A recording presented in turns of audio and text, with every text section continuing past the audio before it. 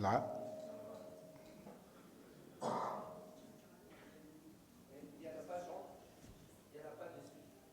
Il n'y en a pas.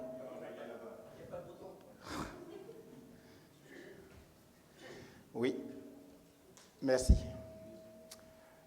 Jean. Bonjour tout le monde. C'est le premier mot que je connais et aujourd'hui, je vais ajouter un deuxième mot. Donc, je vais demander à mes moniteurs de s'apprêter pour ajouter au bonjour un autre mot encore. Et chaque dimanche, je vais apprendre un nouveau mot. Et à la fin, je vais prêcher en français et traduire en monde comme Olivier. Alors, c'est une joie pour nous d'être parmi vous ce matin. Je pense que la traduction se passe, hein? D'accord. Et aujourd'hui, le Seigneur a mis un texte sur mon cœur de partager avec vous. C'est tiré du livre de Jean, chapitre 15. À partir du verset 1 jusqu'au verset 8. Alors nous allons faire la lecture de ce texte. Jean chapitre 15, verset 1 au verset 8. Je lis. Je suis le cep et mon Père est le vigneron. Tout sarment qui est en moi et qui ne porte pas de fruits, il le retranche. Et tout sarment qui porte du fruit, il émonde afin qu'il porte encore plus de fruits. Déjà, vous êtes purs à cause de la parole que je vous ai annoncée. Demeurez en moi et je demeurerai en vous. Comme le sarment ne peut de lui-même porter du fruit s'il ne demeure attaché au cep, ainsi, vous ne le pouvez non plus si vous ne demeurez en moi. Je suis le cep et vous êtes les sarments. Celui qui demeure en moi et en qui je demeure porte beaucoup de fruits, car sans moi, vous ne pouvez rien faire. Si quelqu'un ne demeure pas en moi, il est jeté dehors. Comme le sarment, il sèche, puis on ramasse les sarments, on les jette au feu et ils brûlent. Si vous demeurez en moi et que mes paroles demeurent en vous, demandez ce que vous voudrez et cela vous sera accordé. Si vous portez beaucoup de fruits, c'est ainsi que mon Père sera glorifié et que vous serez mes disciples. Et à partir de ce texte, le sujet que nous voudrons partager, c'est que Jésus, le vrai cep, et nous, les sarments.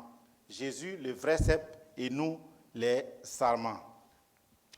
Alors, dans le chapitre 15, Jésus explique aux apôtres le type de relation qu'ils devraient avoir avec lui, Jésus, et aussi qu'ils devraient avoir entre eux en tant que disciples, et aussi la relation qu'ils devraient avoir avec le monde qui les environne, le monde hostile. Ces disciples, donc, ont pour tâche première d'être en lui, de demeurer en lui. C'est-à-dire, demeurer en lui, c'est lui obéir, c'est de l'aimer, mais aussi de s'aimer entre eux. Et c'est très important, et c'est de cela que leur foi témoignera de Christ.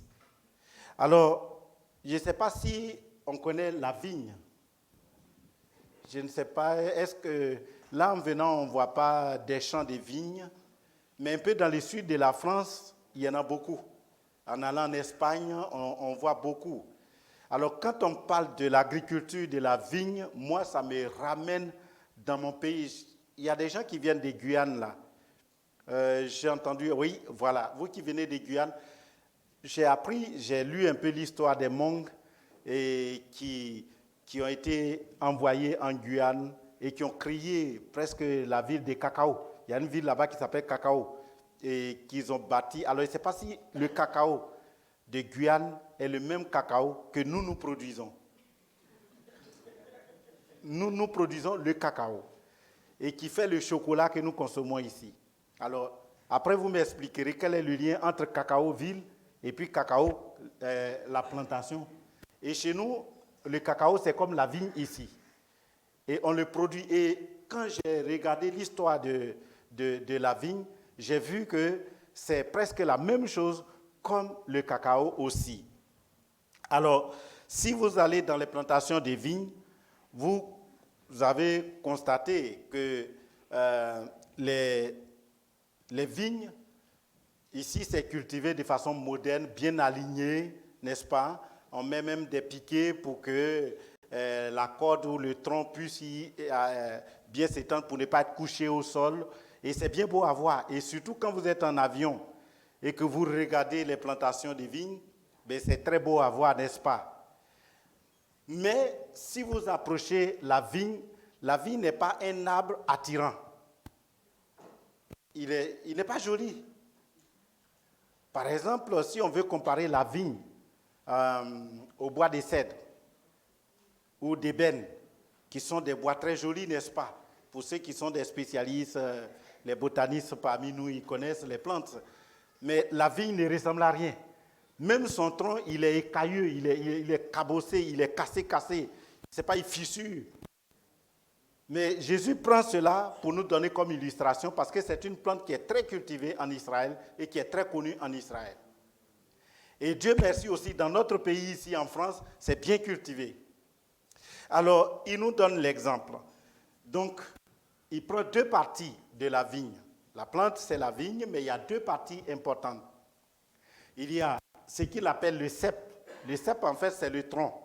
C'est le tronc qui part de la racine vers les branches. Et tout arbre presque a la même chose. Vous voyez, si vous prenez un arbre, n'importe quel arbre, vous verrez qu'il y a un tronc principal et puis par-dessus, il y a les branches. Donc le tronc, il est appelé cep. OK? Et par-dessus, on a des branches. Et les branches, ce sont les sarments. Les sarments, bon, c'est différent du serment. Je ne sais pas pourquoi ils ont changé la seule lettre et ça change tout. Hein? Si je dis serment, on ne comprendra rien, mais c'est sarments. Ce sont les branches. Et au-dessus de ces sarments, on a les raisins, on a les grappes. Et donc, c'est ce que Jésus voudrait que nous sachions. Et nous voyons que le travail de la vigne est un travail vraiment très encombrant, très absorbant, demandé un peu aux cultivateurs de vignes, ceux qui ont les vignobles, ils vont vous dire combien ça prend du temps de prendre soin. Et ça me rappelle parce que moi, je suis né dans une plantation de cacao que je compare à la vigne et je voyais mon papa qui, à chaque fois que nous allions au champ, il a sa machette et il y a des tiges. Vous savez, quand les jeunes plants poussent, c'est très beau à voir. Les feuilles sont bien lisses, le tronc bien joli. Mais mon papa, il les coupait. Et moi, je disais, mais pourquoi tu coupes? C'est eux qui vont remplacer. Il dit, non, ces plantes, il faut les couper parce qu'ils vont absorber la sève du tronc et le tronc ne pourra pas donner les cabosses. Les cabosses, c'est les graines de cacao. Et à l'intérieur se trouvent les fèves que nous utilisons pour faire le chocolat. Et donc, il faut les arracher. Et dans les plantations de vigne, c'est le même travail qui s'est fait. Il faut sarcler le sol, il faut ratisser, il faut enlever les pierres, il faut répandre le fumier, puis tailler, il faut sulfater, il faut enfeuiller, il faut faire un travail. Un bon travail pour qu'à la fin, tu puisses t'attendre à quelque chose. Et donc, c'est un travail mécanique qui demande beaucoup d'efforts. Et c'est ce que Jésus voudrait illustrer pour nous montrer. Et c'est au bout de ce travail que nous pourrons récolter les fruits. Et je sais que nous, en France, on aime beaucoup le vin, n'est-ce pas? Bon, je sais que dans nos cérémonies religieuses, on n'en met pas trop parce qu'on veut être sobre, on ne veut pas que quelqu'un parte d'ici. Le pasteur, il a fini le culte en allant, il a eu un accident, on fait l'alcotest, on dit oh, il est à 2,45, 2,55. Ça, c'est pas beau, hein? C'est pas un bon témoignage. Vous venez d'où? Non, je viens de l'église. Quelle fonction, pasteur? Oh. Donc, c'est mieux que nous n'ayons pas ça comme chose, mais en France, dans nos repas, dans nos maisons, dans nos célébrations, ça, le vin, il est très apprécié.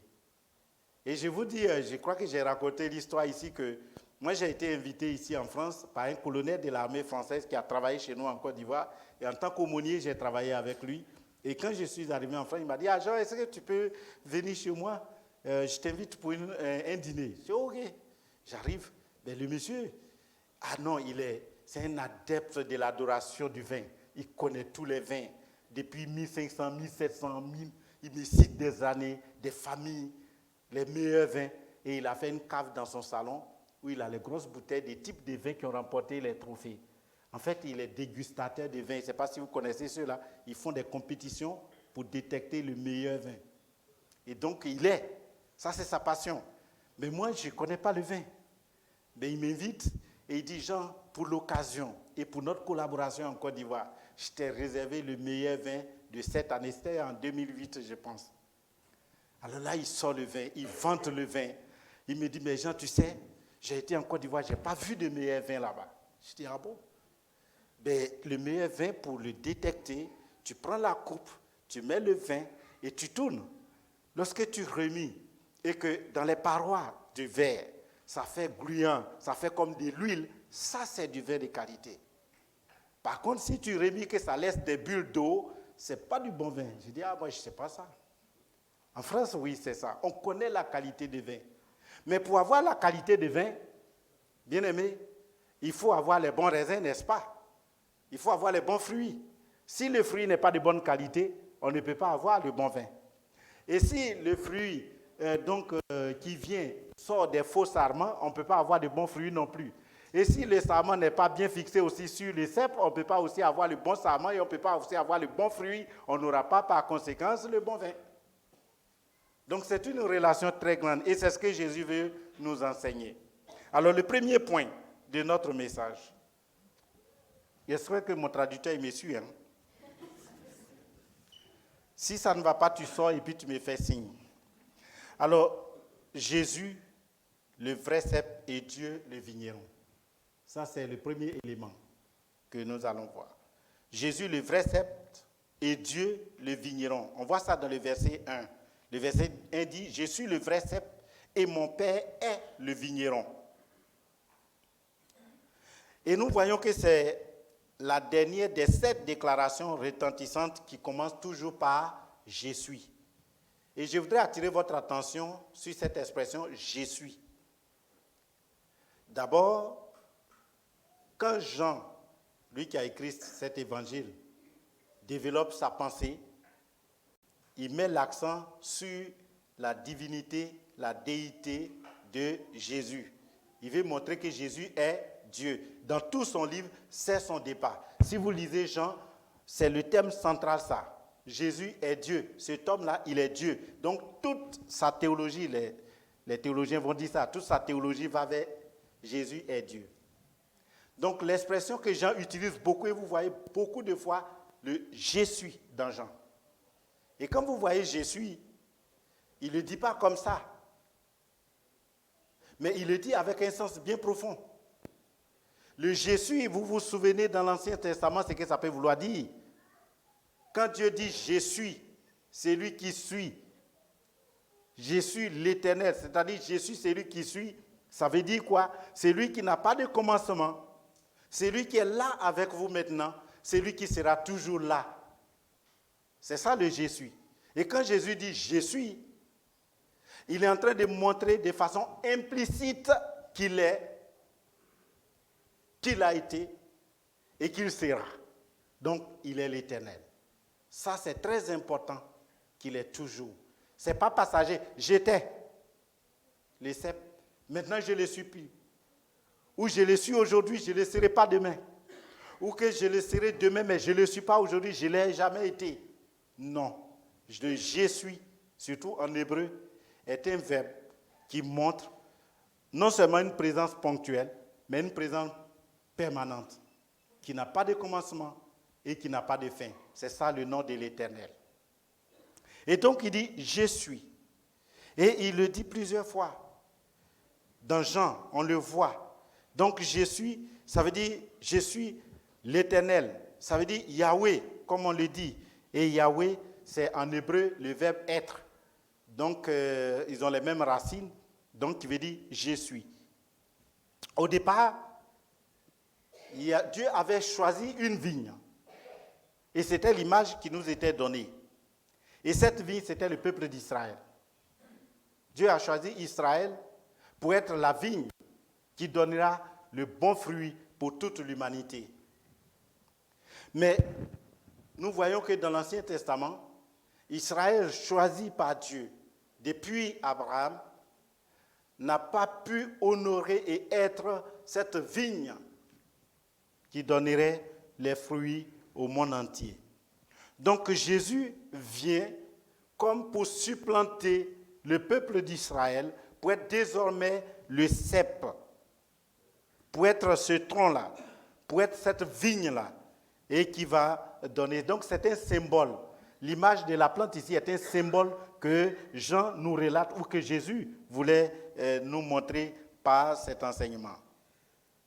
Et nous voyons une expression dans le psaume 80, verset 9 qui dit « Tu avais arraché de l'Égypte une vigne, puis tu as chassé des nations et tu l'as replantée. » Vous comprenez ce verset qui parle clairement d'Israël, parce que je ne vois pas en quoi Dieu allait prendre une vraie vigne de l'Égypte pour venir planter parmi les nations. Non, il s'agit d'Israël. Donc ça répond à ce que j'étais en train de vous dire, que le premier choix de Dieu était le peuple d'Israël qui devait être cette vigne-là. Mais ça n'a pas été. Et donc Christ est celui-là que Dieu envoie pour remplacer la vigne Israël. Dieu désirait ardemment que Israël, sa vigne, produise du bon fruit, mais en vain. Car elle n'a donné que de mauvais raisins. Et dans toute l'histoire d'Israël, c'est comme ça. Israël a donné toujours de mauvais fruits. Ah oui, aujourd'hui, on peut condamner Israël. Souvent, quand on nous raconte l'histoire du peuple d'Israël, surtout dans les traversées du désert, et qui se plaignaient contre Moïse, on se plaint des fois, on dit, mais ils sont bêtes avec tout ce que Dieu a fait. Comment peuvent-ils se plaindre devant une petite chose alors que Dieu a fait le plus grand miracle? Oui, souvent nous le disons. Par contre, nous aussi, nous avons aussi été rachetés et nous avons bénéficié des grâces de Dieu. Mais quand même, nous aussi, nous faisons les mêmes choses. Nous nous plaignons des fois. Il y a des gens même qui se plaignent dans l'église. Il y en a qui disent que Dieu, est-ce que Dieu m'aime? Moi, Dieu m'ignore. Moi, je ne vois pas en quoi je suis important pour Dieu. Ces paroles, dans ces paroles, Jésus se présente comme Israël authentique, tout comme il doit être la véritable lumière et le pain de vie. Le cep de vigne est un tronc sans aucune beauté, comme je l'ai dit à l'introduction, contrairement au cèdre de Liban, par exemple. Vous ne pouvez pas comparer ces deux troncs si on vous dit de faire un décor dans votre maison et qu'on vous coupe un tronc, le cep de la vigne, et qu'on vous donne le tronc du cèdre de Liban, mais vous n'allez pas dire qu'en beauté, le tronc de la vigne dépasse le cèdre quand même. Non. Il n'est pas attrayant, il n'est pas beau. Et Jésus utilise cela comme lui son image. Et nous voyons que Jésus, quand on parle de Jésus, c'est qui? Jésus, il n'est pas... Le monde ne le connaît pas. Il n'est pas attrayant peut-être à son temps, peut-être qu'il était beau garçon, je ne sais pas, j'imagine la forme. Mais comme il est notre Dieu souvent, si tu dessines mal Jésus, on va se plaindre. Si quelqu'un se met à faire un dessin et qui fait mal Jésus, moi je pense qu'il ne serait pas le seul à dire non, ce n'est pas notre Jésus qui est là. On imagine un Jésus très beau. Mais Jésus n'a pas été attrayant dans son milieu, dans son époque. Oui, de même que le cep de la vigne n'est pas attrayant, mais Jésus se compare à ça.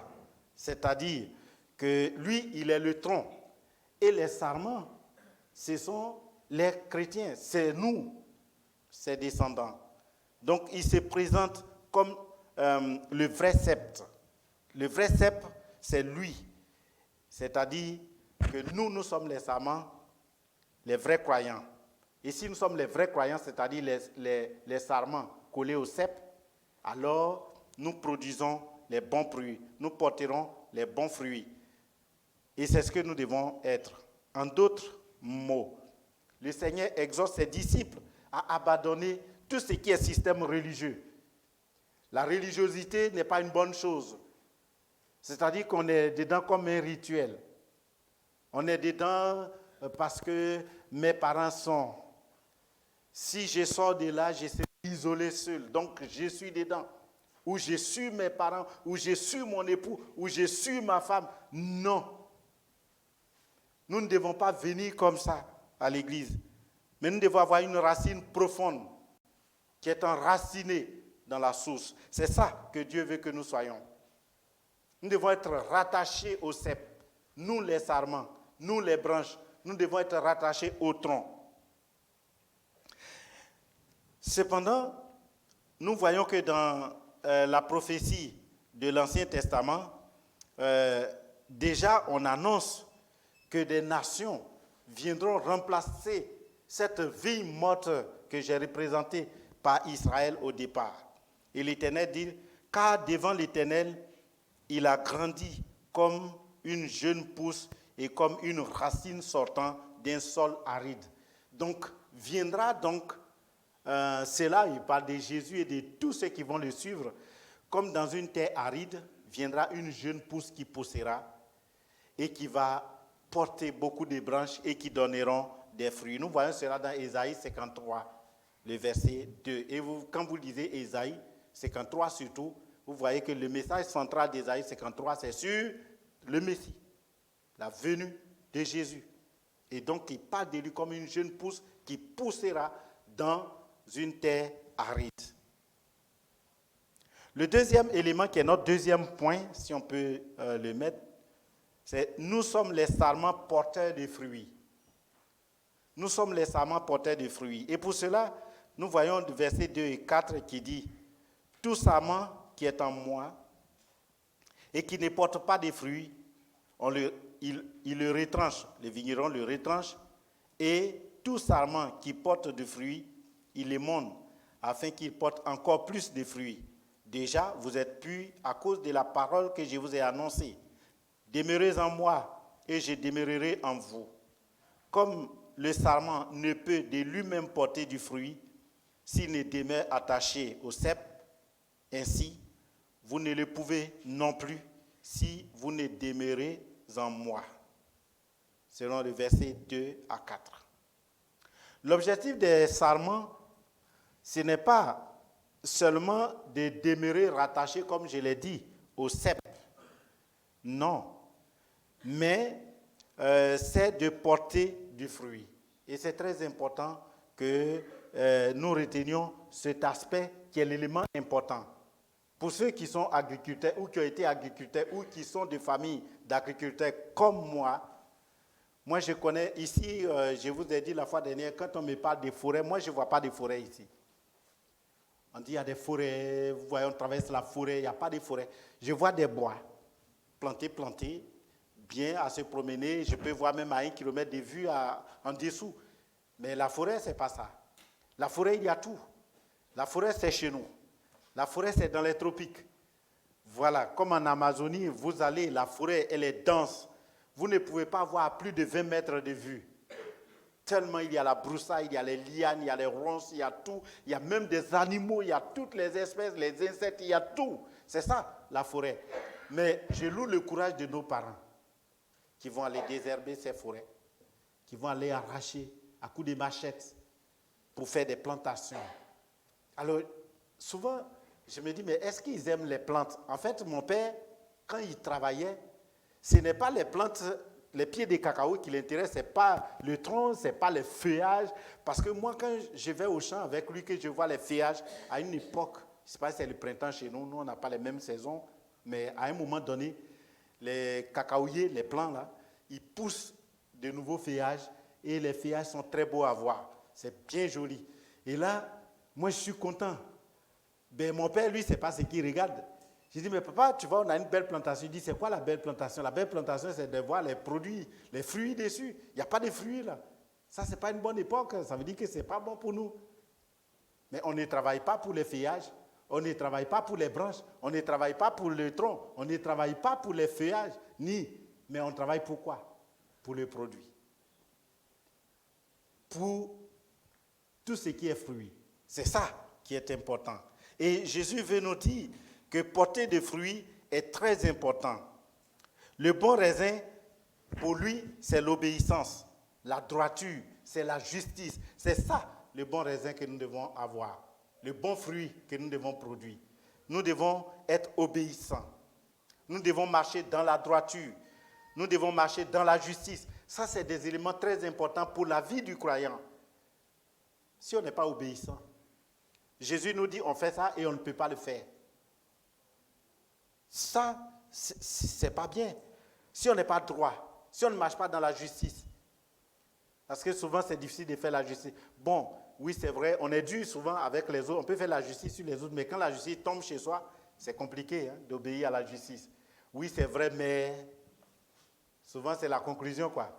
Oui c'est vrai, mais c'est notre pasteur, c'est suffit.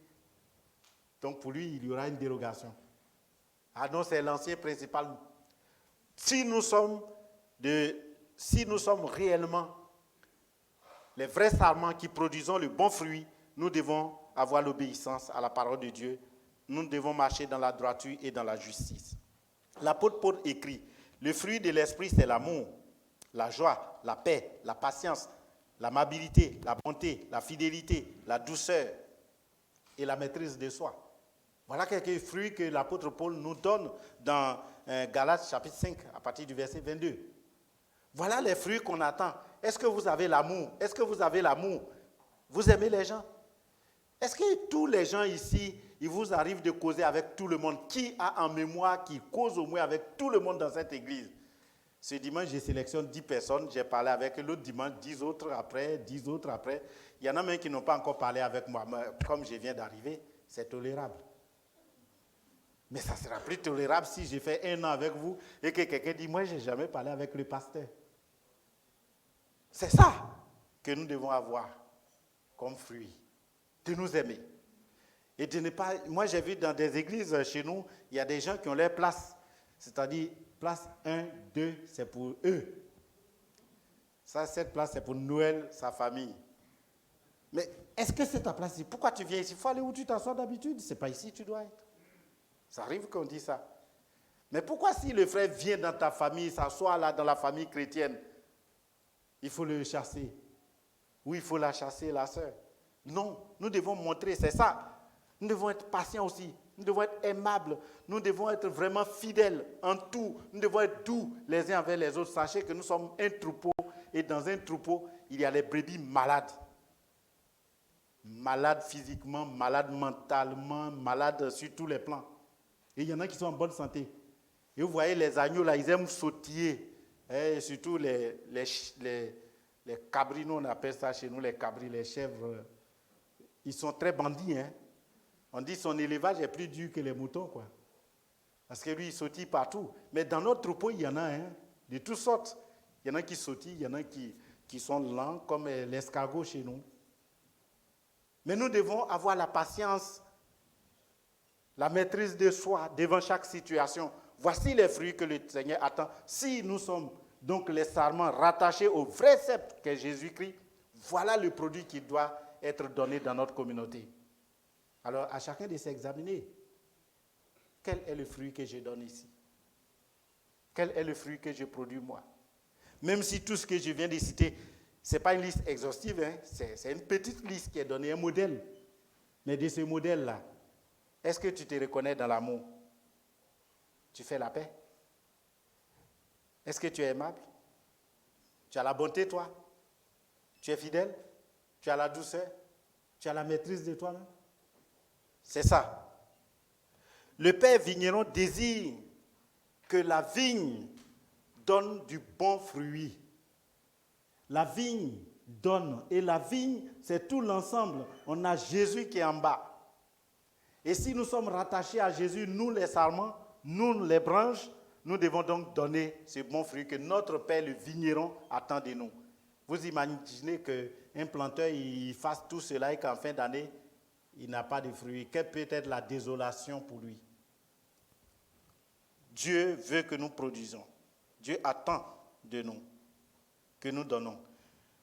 Et on voit que 8 fois, dans le chapitre, Jean parle de fruits, et puis après il dit fruits, à plus de fruits, et là il parle de beaucoup de fruits.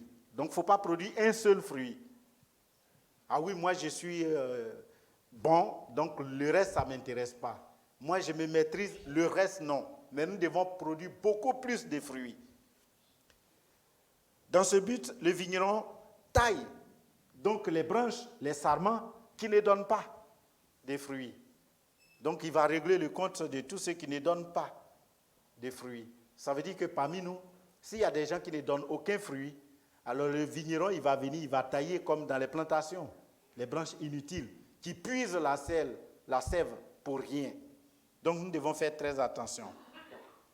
Après avoir mentionné la coupe des sarments qui ne portent pas de fruits, Jésus rassure ses vrais disciples. Précédemment, il leur a déjà dit, vous êtes purs. Mais on peut dire pas tous. Les apôtres, à l'exception de Judas, vous savez que tous, Judas était le fautif dans le lot. Hein? Donc ils sont purs, mais il y a quand même un qui a été impur à la fin. Donc, mais vous êtes purs. Et si nous sommes purs, ça veut dire que nous devons donner le vrai fruit, le vrai produit que le Seigneur attend. Nous devons être des fidèles rattachés à la parole de Dieu. Nous devons être soumis à la parole de Dieu. Une chose est d'écouter. Ah oui, il a bien parlé. Ah oui, c'était bien. Ah, c'est un bel enseignement. Mais une autre chose est de pratiquer cet enseignement qu'on a bien entendu. Si on ne pratique pas, ça ne sert à rien. À quoi ça sert des années de vie chrétienne à écouter les paroles de Dieu, à vous prêcher, à prêcher, à prêcher, à prêcher, si on n'est même pas capable, au fil des années, de pratiquer ce que nous entendons dans l'Église?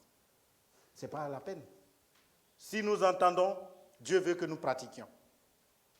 Si nous avons bien écouté, si nous sommes contents de ce qu'on nous a dit, en sortant de là, nous devons être capables de le faire. Mais si ce n'est pas le cas, le Seigneur nous retranchera. Pour d'autres, ça sera maintenant.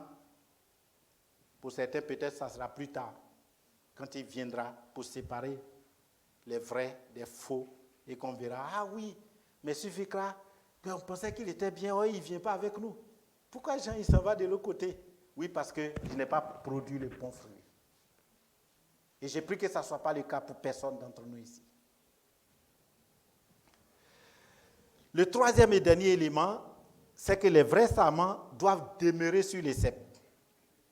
Ça, c'est le verset 5 à 8 qui dit, « Je suis le cep, vous êtes les sarments. Celui qui demeure en moi et en qui je demeure porte beaucoup de fruits, car sans moi, vous ne pouvez rien faire.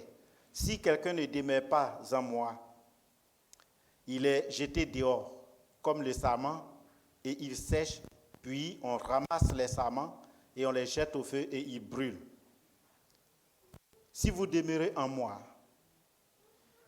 et que mes paroles demeurent en vous, demandez ce que vous voudrez et cela vous sera accordé. Si vous portez beaucoup de fruits, c'est ainsi que mon Père sera glorifié et que vous serez mes disciples. » Le verbe demeurer ici est très important. Et on voit que Jean utilise demeurer 40 fois dans son évangile. 40 fois le mot demeurer, tellement ça lui tient. Et c'est très important aussi. Et 11 fois dans le même chapitre, le chapitre 15, il utilise 11 fois le mot demeurer. Et quand nous voyons le sens du mot, c'est être toujours rattaché. Parce qu'une chose est devenue voir et partir.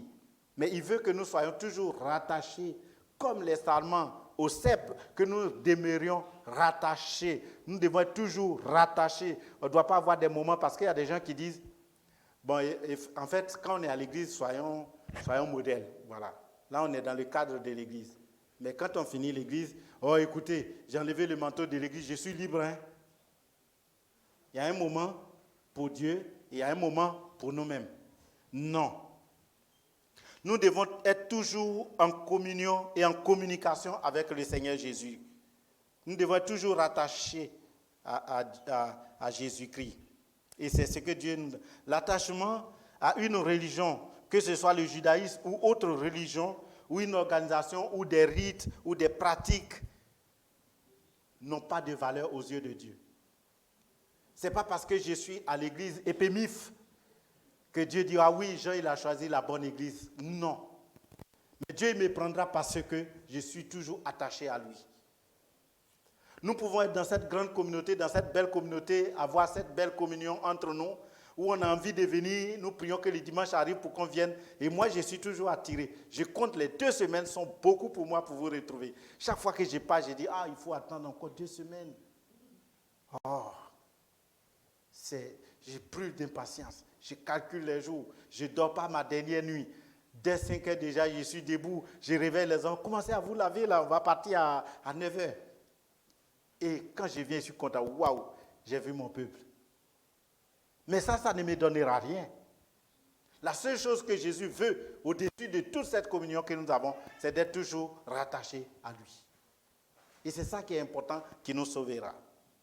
Le verbe demeurer décrit une réalité qui est riche d'essence. Il signifie s'attacher fidèlement à l'enseignement du Seigneur et lui obéir. C'est très important. Mais les implications sont d'aimer les autres aussi.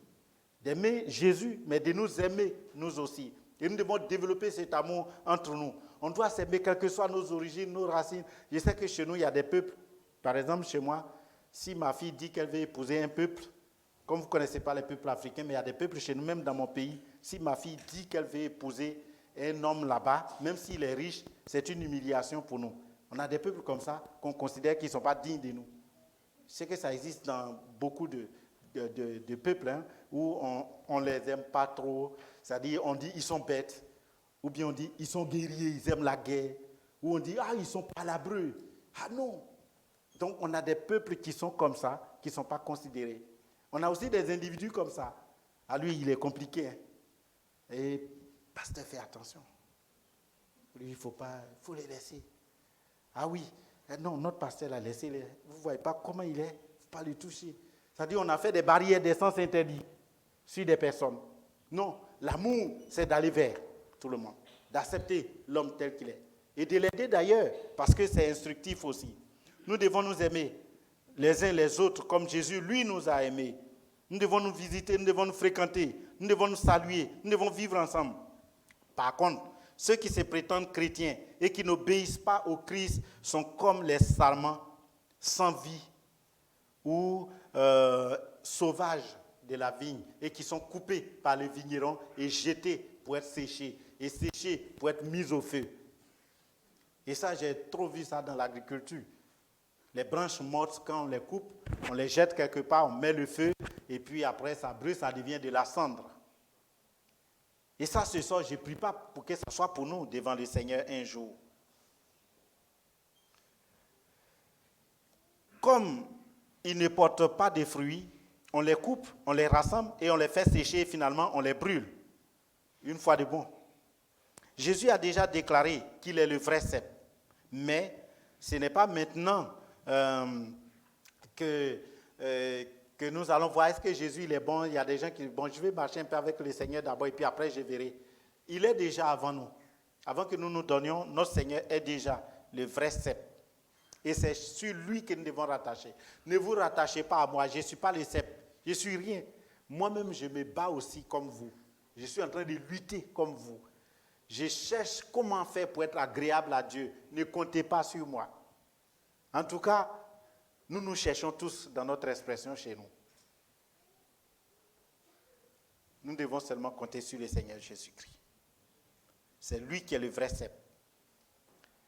La promesse d'un exaucement est pour quelqu'un qui est en communion étroite avec Dieu. Si nous sommes toujours en communion avec Dieu, Dieu va nous exaucer.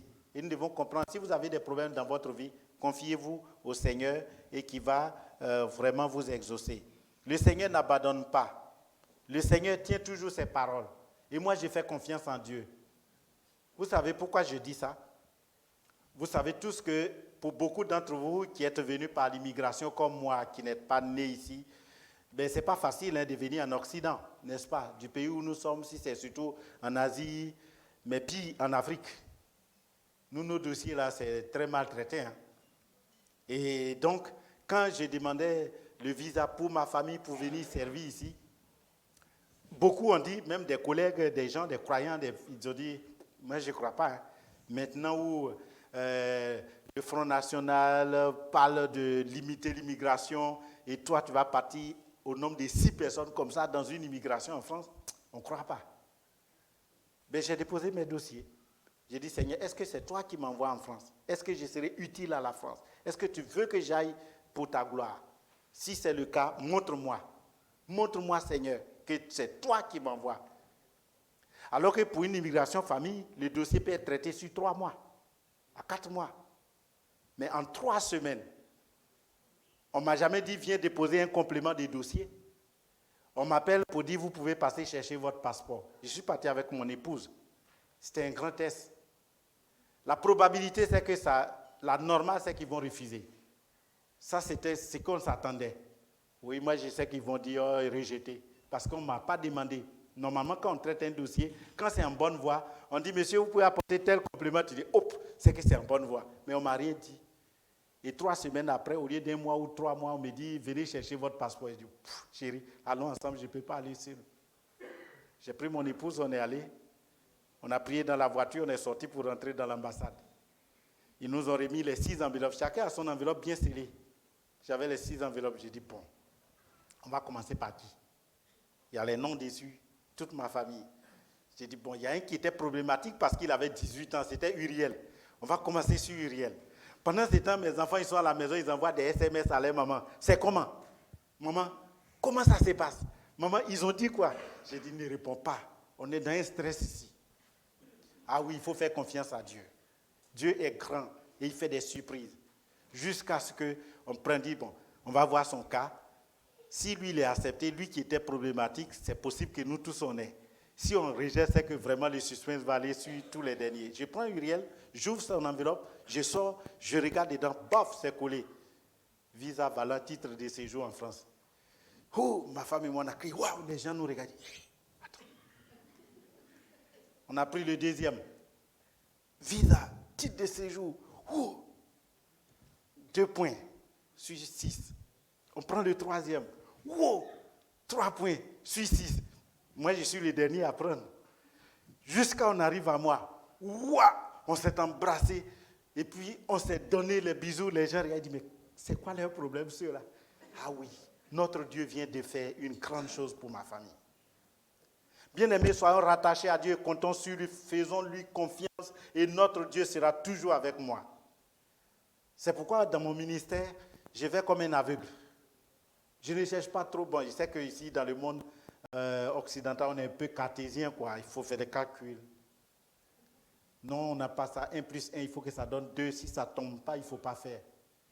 Ben moi, le Seigneur, je peux aller? Oui. Ok, je m'en vais. Et il m'accompagne pour voir. Et c'est ce que Dieu a fait. Donc nous devons toujours compter sur lui. Nous devons aussi être la lumière. La lumière, c'est prier pour les autres. Quand il fait nuit, on allume les ampoules. Et même dans la journée ici, on a tout allumé pour voir encore plus clair. N'est-ce pas? Nous devons être cette lumière-là. Nous devons prier. Et c'est ce que notre Dieu, c'est en obéissant au commandement de Jésus, que Jésus nous a laissé, que nous devenons des vrais disciples. C'est en obéissant qu'on est. Si on n'obéit pas, on n'est pas disciple. Le disciple, c'est l'obéissant à Jésus. Et être disciple, ce n'est pas un fait accompli une bonne fois pour tous, mais c'est un travail continuel. C'est ça qu'on appelle la sanctification. C'est-à-dire c'est un travail qui sera perpétuel toute notre vie. Ce n'est pas comme si j'ai atteint le niveau, mon apogée, c'est fini, mon âme repose en paix. Papa Noël, c'est ça. Oh oui, j'ai trop fait. Mon âme, repose-toi, j'ai plus besoin d'aller à l'église. Oh, j'ai plus besoin de prier, moi. Oh, j'ai plus besoin de demander quoi que ce soit. Non. Tu seras toujours en train de demander à Dieu. Tu seras toujours en train de venir à l'église. Tu seras toujours en train de te rattacher au cep. Tu seras toujours consacré à Dieu. Et c'est ce que nous devons être dans notre vie. Moi, je consacrerai toute ma vie jusqu'à mon dernier souffle au Seigneur. Et je mourrai en étant accrochés, comme on dit dans l'armée, les armes dans la main. Et c'est ce que je voudrais nous conseiller. En conclusion, que Dieu nous accorde d'être les vrais sarments. Les sarments qui sont rattachés au vrai sceptre. Le vrai sceptre qui lui est entretenu par le vigneron qu'est Dieu. C'est ainsi que nous pourrons porter des fruits et que nous ne serions pas coupés et jetés au feu. Que Dieu nous bénisse. Amen. On va prier. Seigneur notre Dieu, je bénis ton nom ce matin. Merci pour tous ces enseignements que tu as voulu nous révéler. Merci Seigneur pour ta parole sur mes lèvres. Merci Seigneur. Merci de m'avoir guidé malgré mes manquements, malgré mes faiblesses, malgré mes tares. Mais le message que tu voulais transmettre, tu l'as donné à ton peuple. Donne-nous Seigneur d'obéir à ta parole. Donne-nous Seigneur d'être rattachés au sceptre qu'est Jésus-Christ, notre Seigneur. Donne-nous Seigneur de porter les fruits que notre Dieu, le vigneron, attend de nous. Fais de nous tes disciples Seigneur, toute notre vie jusqu'à la fin. Au nom de Jésus-Christ, notre Seigneur. Amen. Que Dieu vous bénisse.